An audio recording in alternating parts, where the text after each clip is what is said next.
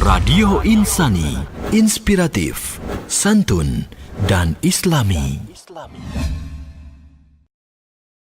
Barakallahu fikum. Terima kasih. Bismillahirrahmanirrahim. Assalamualaikum warahmatullahi wabarakatuh. Innal hamdalillah nahmaduhu wa nasta'inuhu wa nastaghfiruh wa natubu ilaihi wa na'udzu billahi min syururi anfusina wa min sayyiati a'malina. Fa innahu may yahdihillahu fala mudilla lahu wa may yudlil fala hadiya lahu. Asyhadu an la ilaha illallah wahdahu la syarika lahu wa asyhadu anna Muhammadan abduhu wa rasuluh. Ya ayyuhalladzina amanu taqullaha haqqa tuqatih wa la tamutunna illa wa antum muslimun, amma ba'd.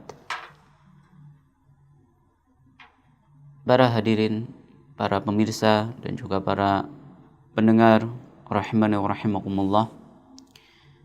Pada kesempatan pagi hari ini insyaallah kita akan melanjutkan kembali kajian rutin kita yang bertemakan atau berkaitan tentang masalah ahkamul imamah, hukum seputar seseorang didaulat menjadi imam, yang alhamdulillah dengan izinnya Allah tabaraka wa taala pada kesempatan pagi hari ini sebagai halaqah yang terakhir yang kita memohon semoga Allah Subhanahu wa taala berkenan memberikan ilmu yang bermanfaat kepada kita semuanya dari awal kajian dan pada kesempatan hari ini. Pada pertemuan yang lalu kita telah menjelaskan perkara yang harus diperhatikan bagi seseorang. Ada dua yang kita sampaikan. Yang pertama berkenaan dengan perilaku, karena seorang imam adalah seorang suri toladan yang akan ditiru dan bisa menjadi cerminan bagi para jamaahnya. Kemudian yang kedua adalah dia harus memperhatikan kondisi jamaah, di mana Nabi SAW memerintahkan kepada para imam untuk betul-betul perhatian kepada para jamaahnya. Karena tugas seorang imam sekali lagi bukan hanya mengerjakan salat untuk dirinya sendiri, namun dia punya tugas untuk membawa yang pertama keabsahan salat jamaah, kemudian yang kedua adalah konsentrasi atau kekhusyuan yang dimiliki oleh para jamaahnya. Nabi SAW mengatakan, idza shala ahadukum bin nas, apabila salah seorang di antara kalian mengerjakan ibadah salat bersama manusia, artinya menjadi imam, falyukhaffif, maka hendaknya ringankan. Fa inna fihim saqima wal dha'ifa wa dzal haja. Maka demikian dikarenakan Nabi SAW menjelaskan, karena di belakang kita atau belakang imam itu ada orang yang sakit, ya. Kemudian ada yang kondisi fisiknya tidak sempurna atau tidak fit, sedang sakit atau yang lainnya.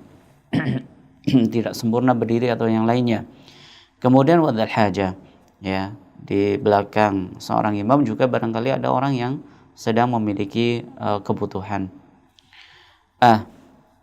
Masalah takhfif ini, apa yang dimaksud?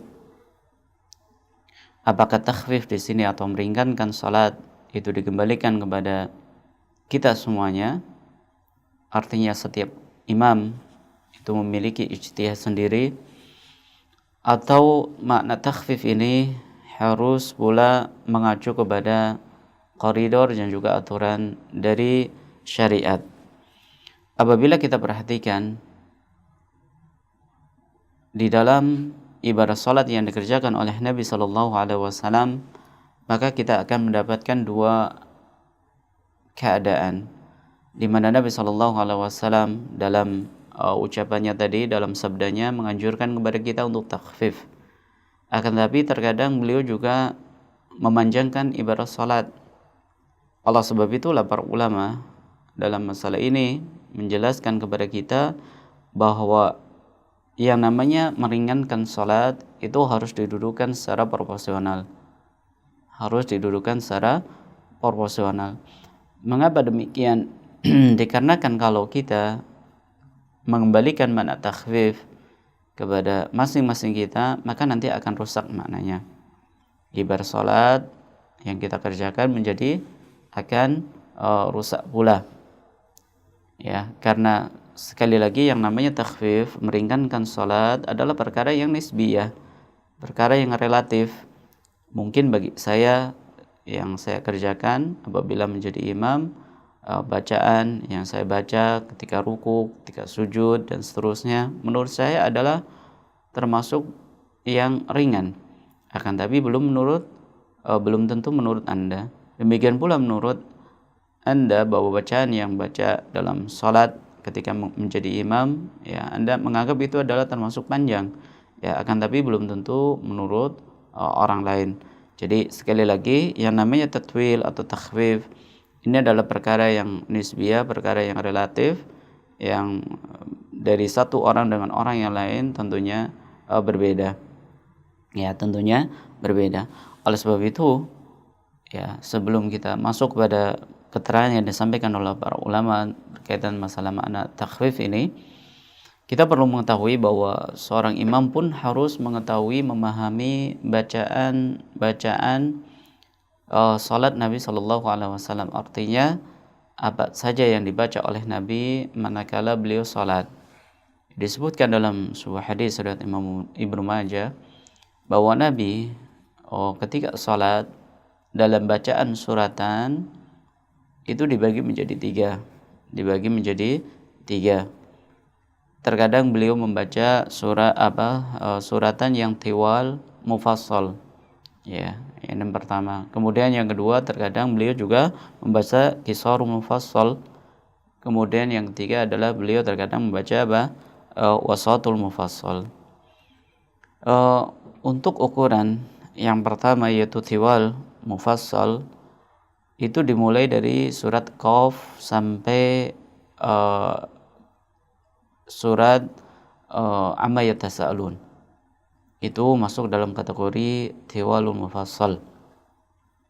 Jadi terkadang beliau di dalam sholat subuh misalkan beliau sering membaca yang masuk dalam klasifikasi yang pertama yaitu tiwal mufassal dari surat Qaf sampai surat amma yatasaalun. Artinya terkadang beliau membaca ayat yang ini atau surat yang ini kemudian surat yang lainnya. Artinya dari tiwal mufassal ini masuk dalam kategori bacaan yang beliau sering rutinkan.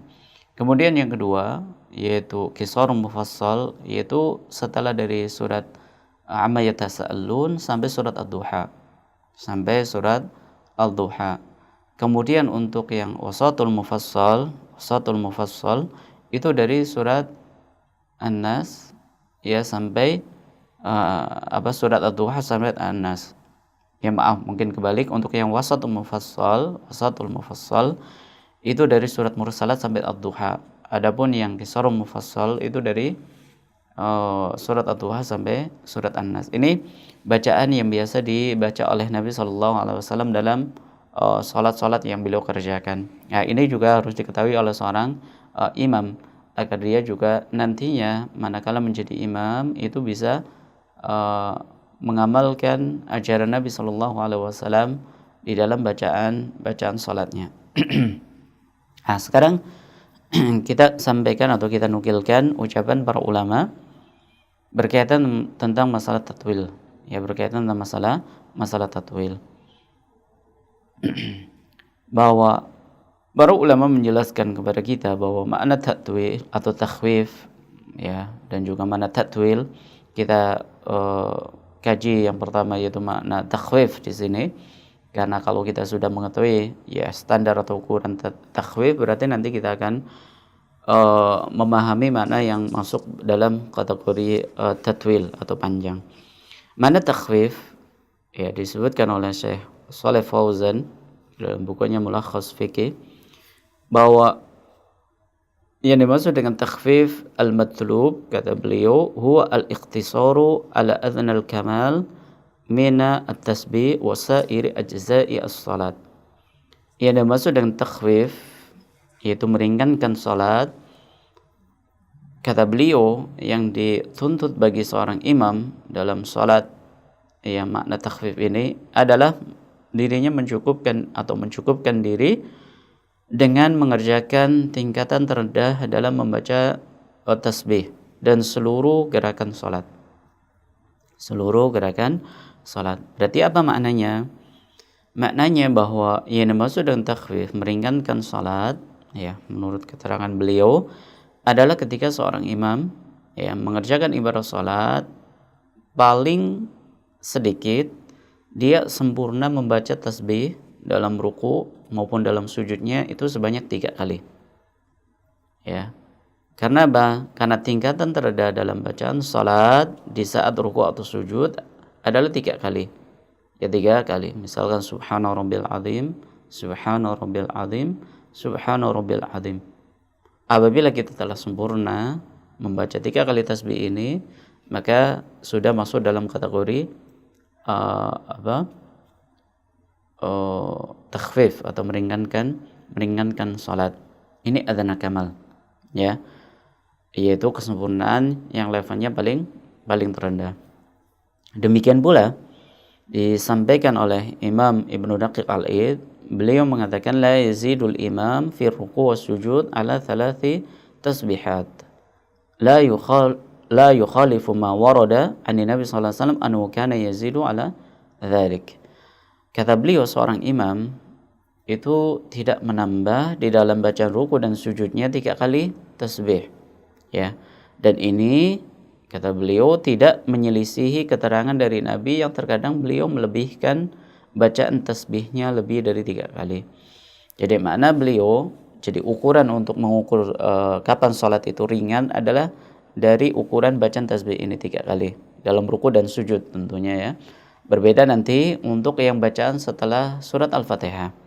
Untuk bacaan setelah surat Al-Fatihah, maka kita mengacu pada keterangan yang saya sampaikan tadi di awal bahwa Nabi SAW itu, ya, bisa dibagi bacaan suratan yang beliau baca dalam sholat itu menjadi 3 tadi. Ada yang pertama adalah tiwalu al-mufassal, kemudian wasatul mufassal, kemudian qisar al-mufassal, yaitu untuk bacaan. Ya, terkadang Nabi SAW seperti dalam hadisnya Jubair bin Mut'im, bahwa Nabi pernah membaca dalam surat Maghrib surat At-Tur, ya, surat At-Tur. Ya, surat At-Tur, ya, kalau kita perhatikan, ya, hampir 60 ayat, ya, panjang, lumayan panjang. Jadi untuk mengukur, ya, dalam bacaan salat kita setelah surat Al-Fatihah mengacu kepada pembagian ini. Adapun untuk yang ruku, kemudian sujud dan bacaan yang lain, ya, untuk yang ruku maka ukuran yang paling terendah dikatakan takhfif adalah 3 kali tasbih. Ya, walaupun di sana, ya, banyak keterangan bahwa Nabi SAW terkadang menambah lebih daripada 3 kali bacaan tasbihnya.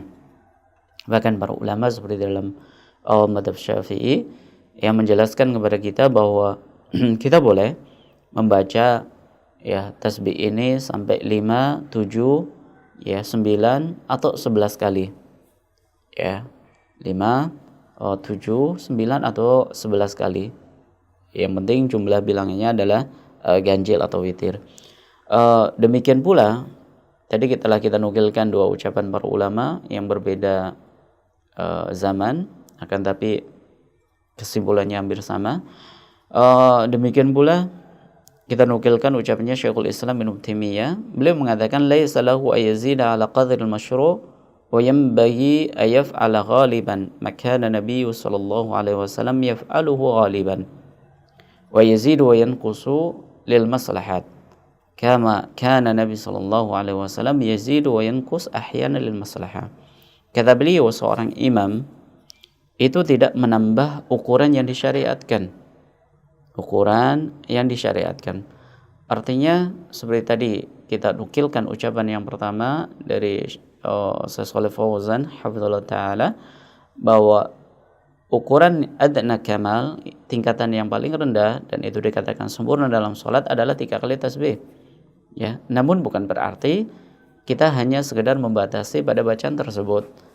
Ya, karena seperti saya nukil pada keterangannya Imam Ibnu Daqiq al-Id, boleh kita menambah lebih daripada 3. Adapun 3 ini adalah ukuran adna kamal. Dikatakan kesempurnaan yang tingkatannya paling rendah. Kemudian kata beliau, dan seyogyanya bagi seorang imam itu mengerjakan apa yang biasa dilakukan oleh Nabi.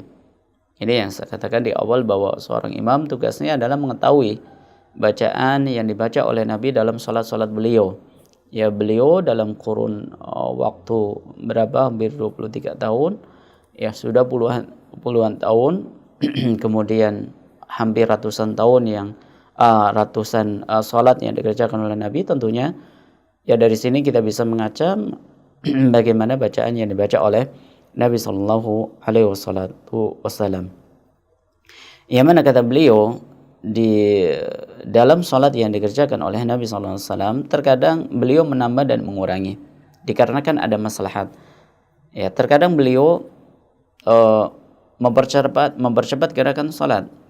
Ya, karena ada maslahat yang diinginkan, yaitu ketika mendengar ada suara tangisan bayi. Ya, terdengar suara tangisan bayi, maka beliau mempercepat. Akan tapi mempercepat di sini jangan dipahami sesuai dengan gerakan ibadah salat kita. Karena ada sebagian orang yang memahami bahwa mempercepat salat di sini adalah ya cepat salatnya. Bukan seperti itu. Akan tapi sekali lagi mempercepat di sini adalah dia harus menyempurnakan setiap gerakan dan bacaan salatnya. Ya, dan tadi kita sampaikan bahwa menyempurnakan di sini paling ringan adalah 3 kali tasbih. 3 kali tasbih. Kemudian terkadang beliau juga menambah di dalam bacaan salatnya. Ya, seperti disebutkan dalam banyak hadis. Ya, salah satunya adalah sebuah hadis yang menceritakan ada seorang sahabat yang pernah menghadiri salat duhur atau salat asar Nabi Shallallahu Alaihi Wasallam, lalu beliau ya punya keperluan, kemudian keluar dari shaf, pergi ke baki, kemudian menyelesaikan hajatnya, kebutuhannya, keperluannya. Setelah itu dia balik lagi ke masjid, berwudu, setelah itu masuk ke shaf. Ternyata Nabi masih di dalam shaf atau di dalam rakaat yang pertama. Ya, ini menunjukkan bahwa terkadang Nabi SAW memanjangkan ibadah salatnya. Ya, karena tentunya ada masalah di sana. Ketika sudah melihat para jamaahnya siap untuk dibawa panjang dalam bacaannya, ya, kemudian dari segi orang-orangnya, ya, kesiapan dan seterusnya, maka Nabi SAW memanjangkan. Jadi seorang imam harus seperti tadi. Makanya pada halaqah yang ke-6 kita sebutkan tugas seorang imam sebelum memulai salatnya adalah memperhatikan kondisi jamaahnya, yaitu dengan memperhatikan shaf, tentunya meluruskan, merapatkan, ya, memerintahkan kepada para jamaah untuk meluruskan dan merapatkan shaf. Yang di situ juga sekaligus dia memperhatikan kondisi jamaah. Mungkin di antara jamaah ada yang terlihat ya habis pulang kerja, yang tentunya dia punya kebutuhan untuk segera pulang ke rumahnya, atau di antara jamaah ada yang baru pulang dari rumah sakit, ya habis operasi dan menghadiri sholat jamaah, atau di antara mereka ada yang bawa anak kecil dan seterusnya. Ini yang harus betul-betul diperhatikan oleh seorang imam, supaya nanti ketika dia menjadi imam itu bisa mengkondisikan seperti yang dilakukan oleh Nabi. Ya, beliau mengkondisikan betul. Ya, terkadang beliau memanjangkan, terkadang beliau meringankan.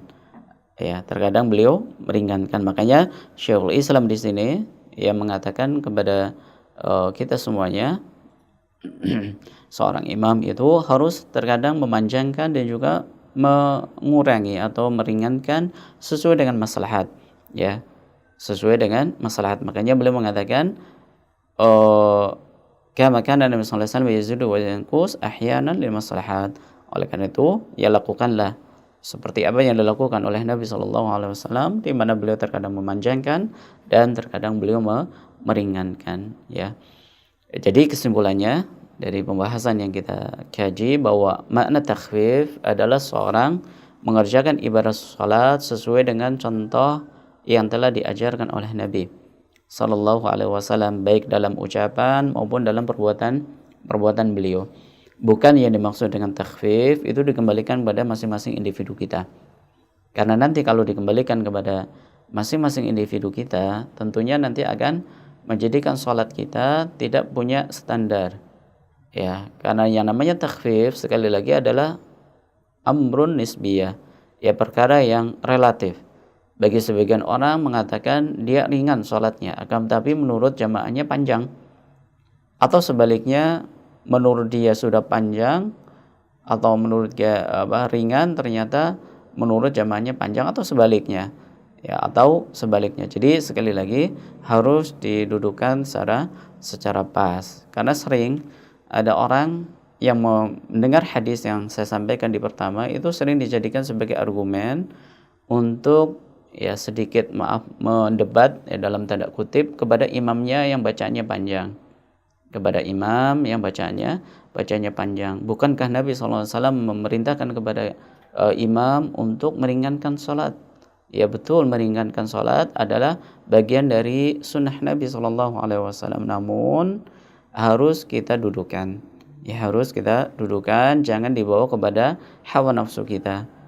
Ya, jangan dibawa hawa nafsu kita. Karena seperti ini, kalau taruhlah kita jamaah, kalau sholat kita menganggap sudah panjang apabila membaca surat Al-Insyirah misalkan. Kita sudah anggap itu adalah bacaan yang paling panjang bagi kita. Karena apa? Bacaannya atau suratan yang kita hafal cuma itu yang paling panjang.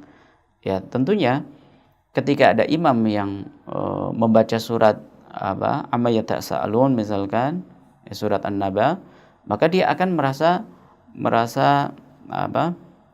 terlalu panjang, merasa terlalu panjang. Padahal menurut imam itu sudah pendek, dikarenakan dia hafal surat Al-Baqarah yang lebih panjang dari surat An-Naba. Demikian seterusnya. Jadi sekali lagi ya, perkara takhfif ini bukan dikembalikan kepada masing-masing kita, akan tapi dikembalikan kepada aturan dan contoh Nabi Sallallahu Alaihi Wasallam. Wallahu taala alam bissawab. Itu yang bisa kita kaji pada kesempatan pagi hari ini. Mudah-mudahan ya halaqah-halaqah yang kita kaji bersama bisa memberikan sebuah ilmu yang bermanfaat sehingga bisa kita aplikasikan, bisa kita amalkan dalam kehidupan seharian kita atau kita ajarkan kepada orang-orang yang kita cintai. Wallahu taala alam bissawab. Ya, terima kasih Ustaz atas penyampaian materi di kesempatan pagi yang berbahagia ini berkenaan dengan pembahasan Ahkamul Imamah, berkenaan juga dengan pembahasan terakhir kita. Semoga kajian di kesempatan hari ini juga keluarga Insani bisa mengikuti dengan baik dan juga bisa nantinya mengamalkan ilmu-ilmu yang telah antum sampaikan. Baiklah keluarga Insani, bagi Anda yang akan bertanya silakan kami beri kesempatan untuk bisa berinteraktif di kesempatan pagi hari ini di nomor 085 600 100 880. Kita langsung saja Ustaz bacakan dari pertanyaan yang sudah masuk di kesempatan pagi hari ini. Kita bacakan yang datangnya dari siapa ini ya? Dari sahabat Allah ini yang bertanya. Bismillah. Assalamualaikum Ustaz. Waalaikumsalam warahmatullahi. Afan mau bertanya Ustaz, misalkan di masjid adanya itu perempuan semua, sementara menunggu dari jamaah laki-laki tidak datang-datang, dan akhirnya para jamaah wanita ini itu sholat dan diimami dengan imam perempuan. Nah, ketika sedang berlangsung atau dalam tanda kutip sedang melaksanakan sholat berjamaah dari para wanita ini, datanglah jamaah laki-laki, ya. Ini gimana Ustadz sebaiknya? Apa terus melaksanakan sholatnya atau dibatalkan untuk bisa melaksanakan sholat bersama jamaah laki-laki? Mohon nasihatnya Ustadz. Barakallahu fikum. Ini sebuah kasus yang dialami tentunya oleh para ibu-ibu. Ketika sedang atau pada suatu hari misalkan mengerjakan ibadah sholat berjamaah, yang menghadiri sholat berjamaah. Ketika ditunggu, ternyata tidak ada laki-lakinya, sehingga karena sudah terlalu lama, akhirnya mengambil inisiatif untuk iqamah, kemudian mengerjakan sholat jamaah yang tentunya salah seorang di antara mereka, yaitu para wanita, ibu-ibu, didaulat menjadi imam.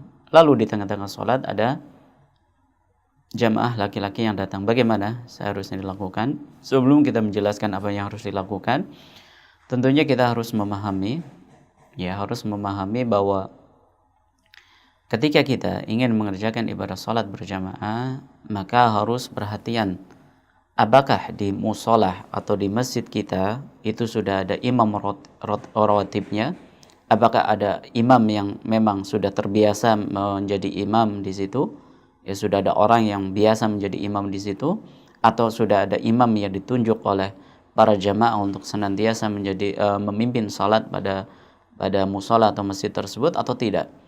Ya, ketika musola yang ada di lingkungan kita atau masjid yang ada di sekitar kita, di komplek kita, itu sudah ada imam atau sudah ada orang yang terbiasa menjadi imam, maka tidak boleh bagi para jamaah untuk mendirikan sholat, mendirikan sholat sebelum imam tersebut datang.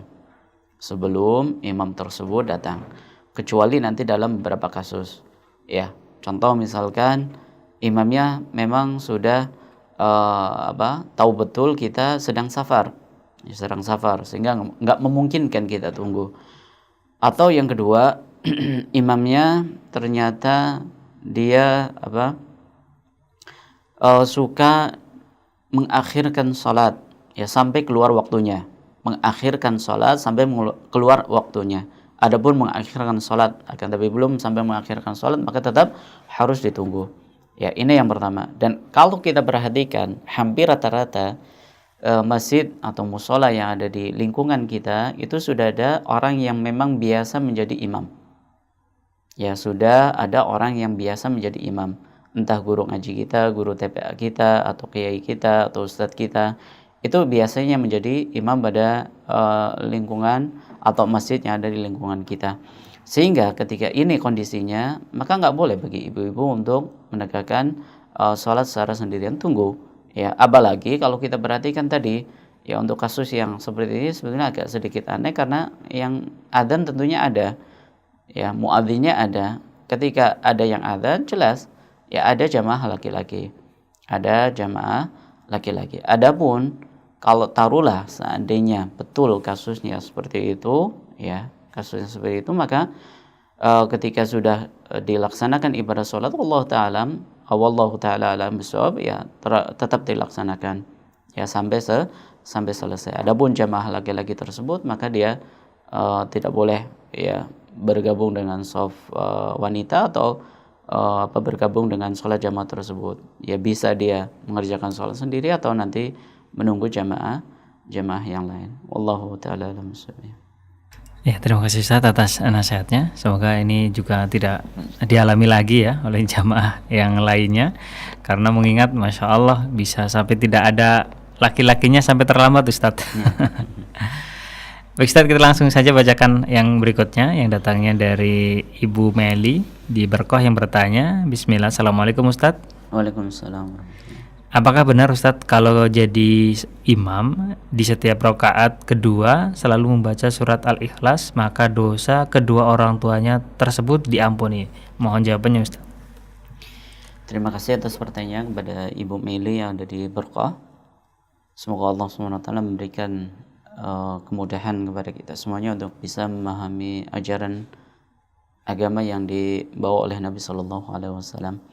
Berkaitan dengan pertanyaan beliau, yaitu apakah ketika seorang menjadi imam kemudian pada rakaat yang kedua senantiasa membaca surat Al-Ikhlas, itu dosa kedua orang tua itu akan diampuni? Wallahu alam, sampai saat ini saya belum menjumpai adanya keterangan dari Nabi SAW yang berkaitan masalah ini.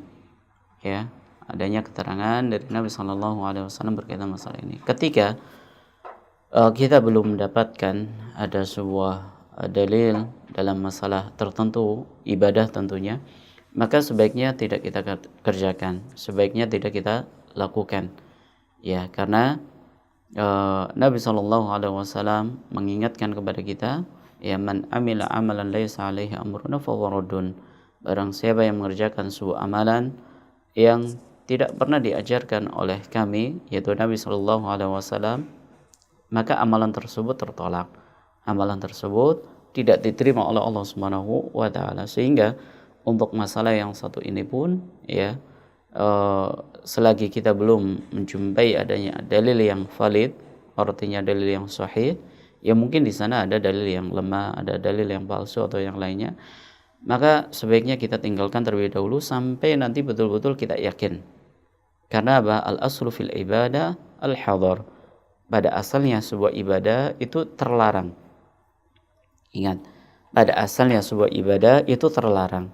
Sampai di sana ada dalil, ada keterangan bahwa ibadah tersebut diperbolehkan.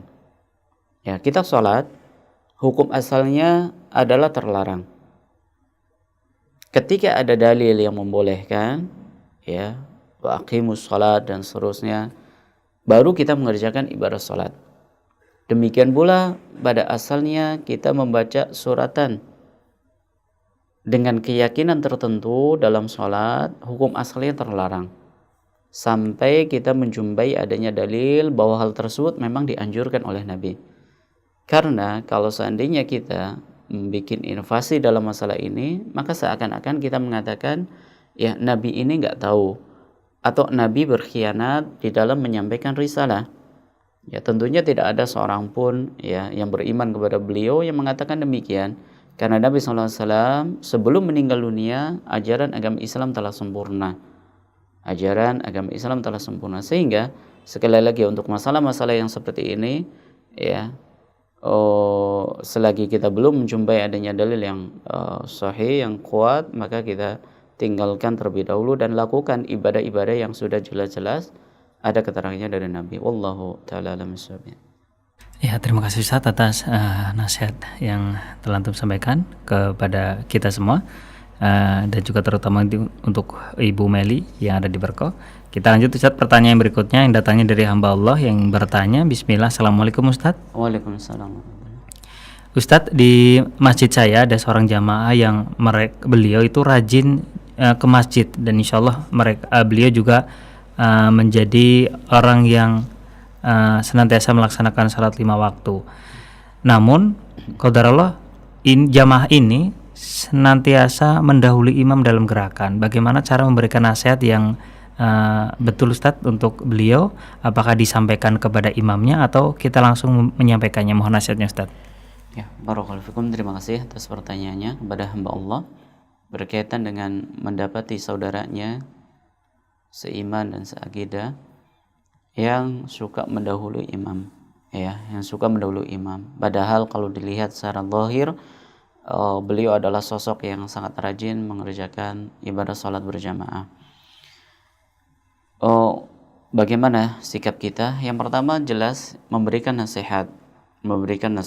Nasihat di sini bisa kita lakukan secara langsung, tentunya dengan cara yang baik, dengan bahasa yang santun dan seterusnya. Kemudian apabila ya nasihat yang kita sampaikan itu tidak begitu berpengaruh, maka bisa kita menggunakan orang kedua, ya, orang kedua. Artinya kita sampaikan kepada imam atau kepada siapa orangnya yang di situ memiliki pengaruh, yang ucapannya didengar, ya kita sampaikan supaya beliau yang menyampaikan dan memberikan nasihat kepada jamaah tersebut. Karena begini, ketika seseorang mengerjakan ibadah sholat, kemudian ternyata gerakan sholat yang ia lakukan itu suka mendahului imam, sholatnya tidak sah. Makanya pada halaqah yang keberapa kita jelaskan bahwa ahwal atau kondisi makmum bersama imam itu ada 4. 3 itu tidak sah, yang 1 itu yang dianjurkan. Ada musabaqah, ada muwafaqah, ada mukhalafah, ya. Kemudian ada muwafaqah, ya. Yang pertama musabaqah itu mendahului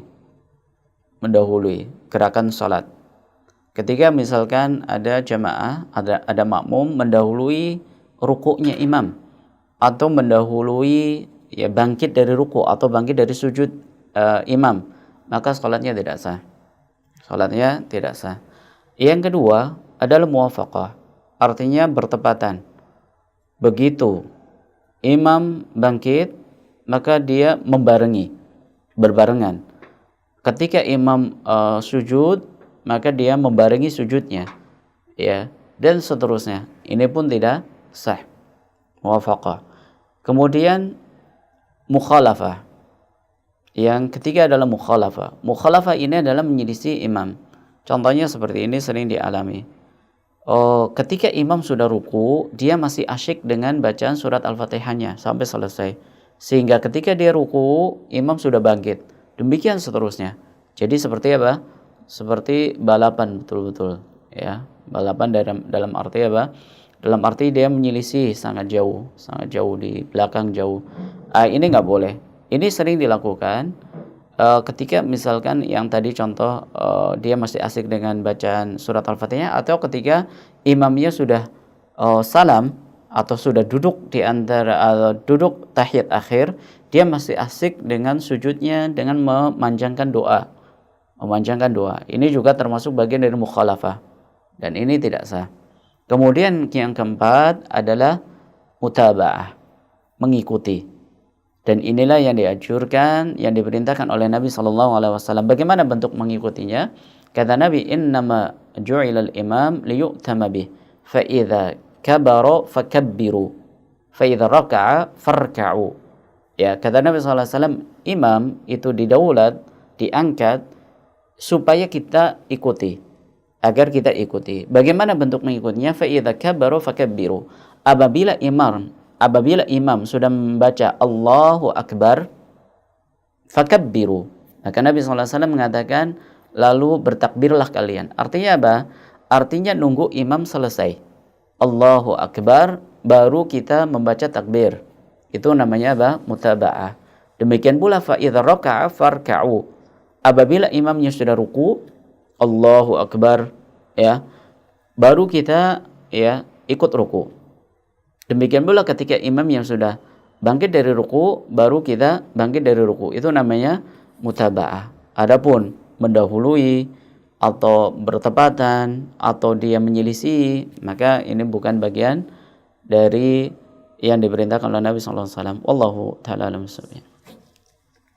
Ya, terima kasih Ustaz atas nasihatnya. Kita beralih pertanyaan yang berikutnya yang datangnya dari hamba Allah di Karangreja yang bertanya, Bismillah, Assalamualaikum Ustaz. Waalaikumsalam warahmatullah. Setiap sujud terakhir di dalam sholat diperbolehkankah berdoa untuk kedua orang tua? Mohon ampunan untuk kedua orang tua Ustaz di sujud terakhir. Mohon penjelasannya Ustaz. Ya, barakallahu fikum, terima kasih.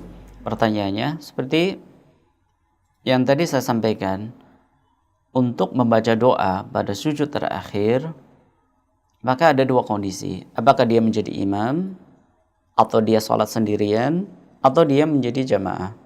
Ketika dia menjadi jamaah, maka melihat imamnya. Ketika imamnya tidak memanjangkan sujud pada rakaat yang terakhir, maka nggak boleh dia memanjangkan sujudnya. Karena ini namanya mukhalafah.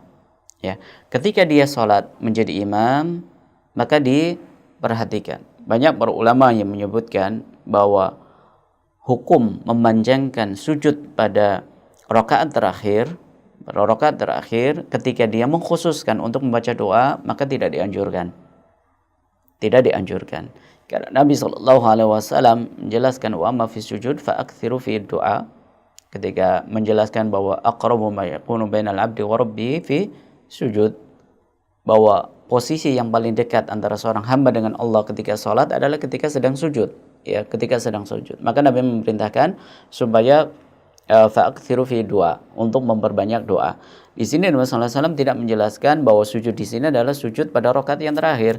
Berarti dibawa kepada hukum mutlak. Nggak boleh ditakyid.